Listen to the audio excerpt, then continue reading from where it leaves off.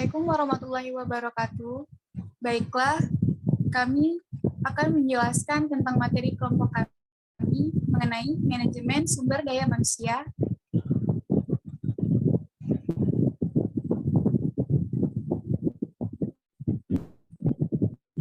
Anggota kelompok 6 terdiri atas saya sendiri, Nur Afifah Utami, Nur Nilam Sari, Aldi Firmansyah, Siti Rabiah, dan Dian Zakia.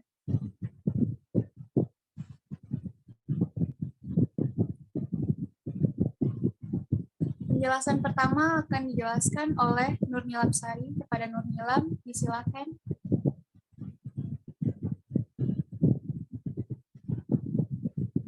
Baik, terima kasih Dinda. Saya akan menjelaskan materi yang pertama, yaitu pengertian manajemen sumber daya manusia. Manajemen personalia adalah perencanaan, perorganisasian, pengarahan, pengawasan kegiatan-kegiatan pengadaan, pengembangan pemberian kompensasi, pengintegrasian, pemeliharaan karyawan atau pegawai agar tercapai tujuan-tujuan individu, organisasi, dan masyarakat. Nah, dari FLIPO tersebut menyamakan pengertian manajemen sumber daya manusia sama dengan manajemen personalia. Nah, yang materi yang kedua yaitu aktivitas manajemen sumber daya manusia. Aktivitas sumber daya manusia ini berupa program tantangan dirancang untuk mencapai tujuan sumber daya manusia dan dikelola untuk mencapai tujuan tersebut. Nah, aktivitas manajemen sumber daya manusia ini ada 3, yaitu yang pertama manajemen sumber daya manusia yang efektif, yang artinya yang berorientasi ke masa depan dan proaktif. Nah, yang kedua yaitu manajemen sumber daya manusia yang efektif, berorientasi pada tindakan. Nah, kalau yang ketiga, manajemen sumber daya manusia haruslah memperlakukan karyawannya seperti individu dan merancang program sesuai dengan keunikan masing-masing individu. Untuk materi selanjutnya akan dibahas oleh Dinda. Kepada Dinda, saya persilakan. Baiklah, untuk selanjutnya, keunggulan bersaing melalui SDM. Menurut Koni, 1986, keunggulan bersaing mempunyai arti hanya bila dirasakan di pasar. Keunggulan tersebut akan berkelanjutan hanya bila para pesaing tidak bisa dengan mudah menirunya.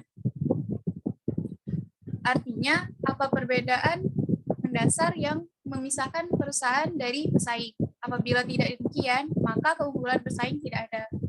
Secara ringkas, kondisi paling penting untuk mempertahankan keunggulan adalah bahwa para pesaing yang ada dan potensial tidak mampu atau tidak akan mengambil tindakan untuk meniru ataupun menyaingi perusahaan. Bila para pesaing dapat meniru dan menyaingi perusahaan, maka perusahaan tidak memiliki keunggulan bersaing. Next.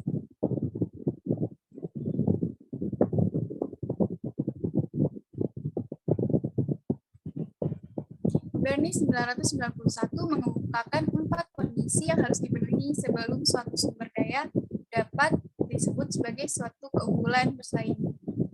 Yang pertama merupakan sumber daya organisasional yang sangat berharga, terutama dalam berkaitan dengan kemampuan untuk mengeksploitasi kesempatan dan menetralisir ancaman dari lingkungan perusahaan. Yang kedua, relatif sulit untuk dikembangkan sehingga menjadi langka di lingkungan bersaing.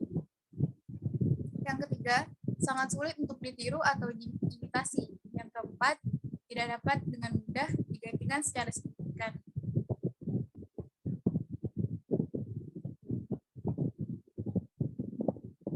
Analisis jabatan atau analisis pekerjaan sebagai bagian dari manajemen sumber daya manusia dalam organisasi merupakan penentuan visi dari suatu jabatan yang meliputi tugas, tanggung jawab, kewenangan, kondisi kerja, keahlian, pendidikan, kemampuan, pengalaman kerja, dan hubungan yang dibutuhkan seorang karyawan agar mampu melaksanakan tugas pekerjaan dalam menganalisis aspek kegiatan pelaksanaan pekerjaan mengenai apa yang sebenarnya dikerjakan oleh pemangku jabatan dan aspek persyaratan dari pemangku mengenai syarat-syarat yang harus dipenuhi oleh pemangku jabatan agar dapat melakukan tugas dan pekerjaannya yang baik. Peralatan yang dibutuhkan standar, kinerja, atau performance standar, dan konteks kerja.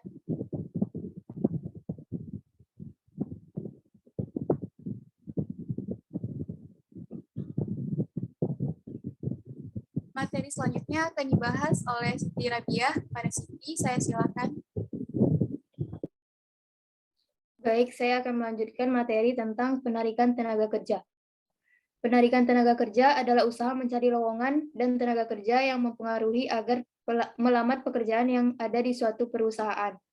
Proses mencari, menemukan, dan menarik para pelamar untuk menjadi pegawai pada organisasi tertentu atau sebagai serangkaian aktivitas mencari dan memikat pelamar kerja dengan motivasi, kemampuan, keahlian, dan pengetahuan yang diperlukan guna menutupi kekurangan yang diidentifikasi dalam perencanaan kepegawaian.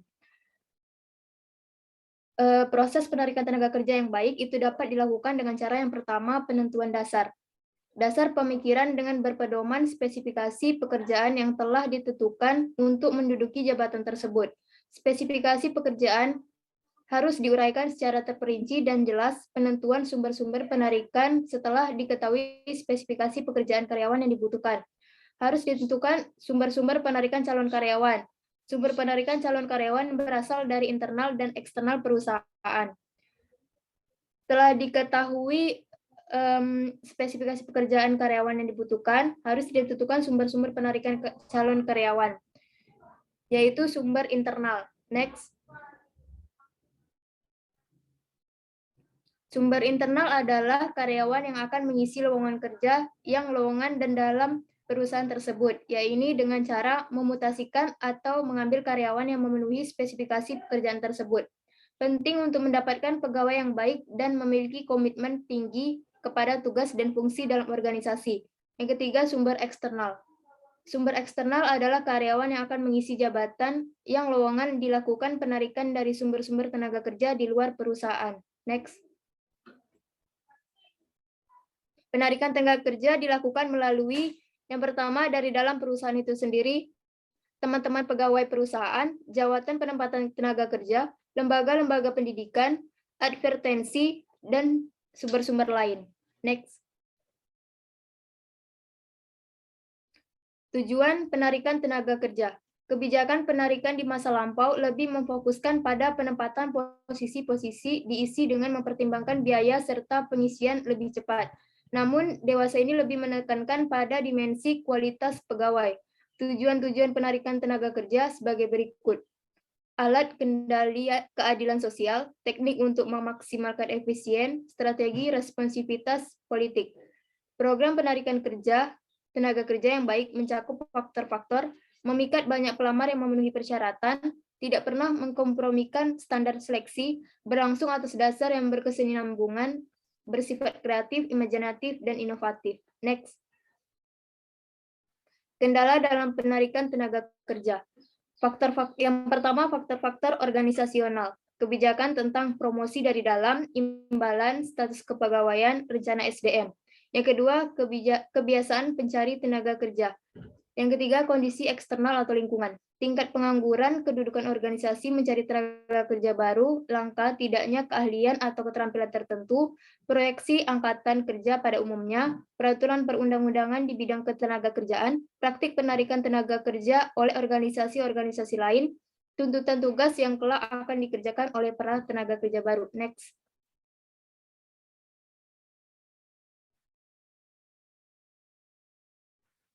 Pengertian kerja.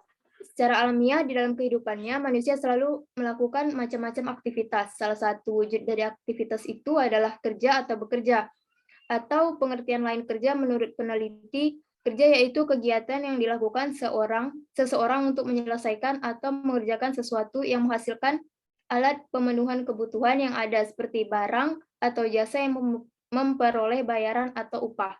Menurut Shimamura pada tahun 2004, deskripsi dari kinerja menyangkut 3 komponen penting, yaitu tujuan, ukuran, dan penilaian. Tujuan ini akan memberikan arah dan mempengaruhi bagaimana seharusnya perilaku kerja yang diharapkan organisasi terhadap setiap personil.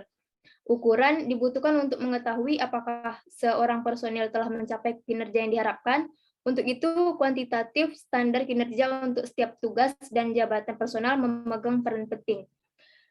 Penilaian kinerja reguler yang dikaitkan dengan proses pencapaian tujuan kinerja setiap personil, tindakan ini akan membuat personil untuk senantiasa berorientasi terhadap tujuan dan berperilaku kerja sesuai dengan searah dengan tujuan yang hendak dicapai. Materi selanjutnya akan dijelaskan oleh Dian Zakia. Kepada Dian, disilakan. Baik, materi selanjutnya tentang pengembangan karir, produktivitas kerja. Produktivitas kerja adalah kemampuan memperoleh manfaat sebesar-besarnya dari sarana dan prasarana yang tersedia dengan menghasilkan output yang optimal. Bahwa pengembangan karir adalah proses peningkatan kemampuan kerja individu yang dicapai dalam rangka mencapai karir yang diinginkan. Setiap perusahaan selalu berupaya untuk menciptakan produktivitas yang tinggi. Masalah produktivitas merupakan salah satu bagian penting yang mendapat perhatian perusahaan karena tingkat produktivitas merupakan salah indikator keberhasilan suatu perusahaan. Tarsisius Hanyandoko tahun 2010 menyatakan bahwa indikator pengembangan karir seorang karyawan adalah yang pertama, prestasi kerja, kedua, exposure atau pengenalan oleh pihak lain, ketiga, kesetiaan pada organisasi, keempat, kesempatan untuk bertumbuh, lima, dukungan manajemen. Next. Bagi suatu perusahaan, karyawan memegang peranan sangat penting. Oleh karena itu, perusahaan selalu berusaha untuk meningkatkan kemampuan kerja para karyawannya agar produktivitas bisa meningkat. Semua dimaksudkan agar perusahaan dapat bersaing dengan perusahaan lain, terutama dengan perusahaan yang sejenis.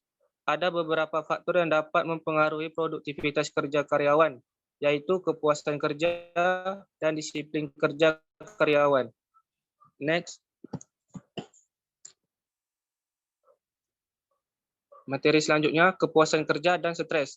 Kepuasan kerja pada dasarnya merupakan suatu yang bersifat individual. Setiap individu memiliki tingkat kepuasan yang berbeda-beda sesuai dengan sistem nilai yang berlaku pada dirinya. Makin tinggi penilaian terhadap kegiatan dirasakan sesuai dengan keinginan individu, maka makin tinggi kepuasannya terhadap kegiatan tersebut. Kepuasan kerja berperan penting dalam kemampuan perusahaan untuk menarik dan memelihara karyawan yang berkualitas. Kepuasan kerja juga dapat berfungsi untuk meningkatkan semangat kerja karyawan. Menurut tingkat absensi, meningkatkan produktivitas, meningkatkan loyalitas karyawan, dan mempertahankan karyawan untuk tetap bekerja di perusahaan, terutama karyawan ahli atau profesional yang sangat besar peranannya dalam pengoperasian perusahaan. Materi selanjutnya akan disampaikan oleh Aldi. Kepada Aldi, disilakan. Pemimpin dan teori kepemimpinan.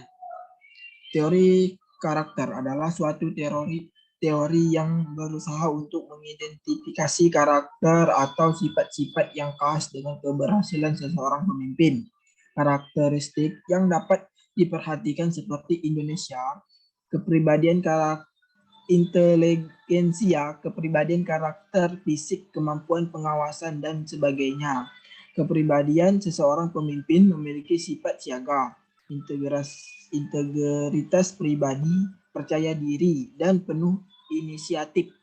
Pada prinsipnya, ada kepribadian tertentu yang membedakan pemimpin dan bukan pemimpin. Karakteristik fisik seseorang pemimpin dapat terlihat dari karakteristik fisik. Dengan pengertian lain tentang sifat fisik yang membedakan antara pemimpin dan bukan pemimpin. Penampilan.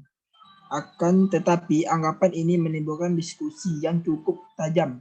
Kenyataannya banyak menunjukkan sulit melihat efektivitas para pemimpin dari penampilan fisik, kemampuan pengawasan. Next. Hasil ringkasan studi terhadap penelitian karakteristik selama 70 tahun sebagai berikut. 1. Pemimpin memiliki rasa yang kuat dan keinginan menyelesaikan tugas. 2. Keras hati dalam mencapai tujuan. 3. Suka berpetualang dalam menyelesaikan masalah. 4. Dorongan berinisiatif dalam situasi sosial. 5. Rasa percaya diri dan memiliki identitas pribadi. 6. Kemauan menerima konsekuensi atas keputusan dan tindakan yang dilakukan. 7. Kesiapan menerima tekanan. 8. Kemampuan memberi toleransi terhadap frustasi dan bertunda-tunda. 5. 9. Kemampuan mempengaruhi perilaku orang lain. 10. Kapasitas membuat struktur sistem integrasi sosial sesuai dengan tujuan. Next.